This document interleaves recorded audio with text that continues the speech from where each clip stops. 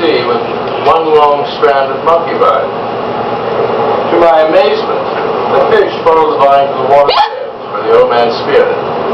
He explained to me that certain marine species are irresistibly attracted to the monkey vine. Later I decided that a net made of the vine would prove more practical, and my theory was indeed correct. Whoa, I learned it from my dad. He saw it in an old movie. Really?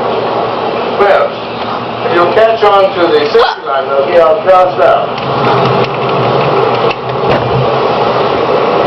Oh, I don't remember my other nets being this heavy. Maybe we put too many rocks on it. No. I'm sure the net is weighted properly. I can manage.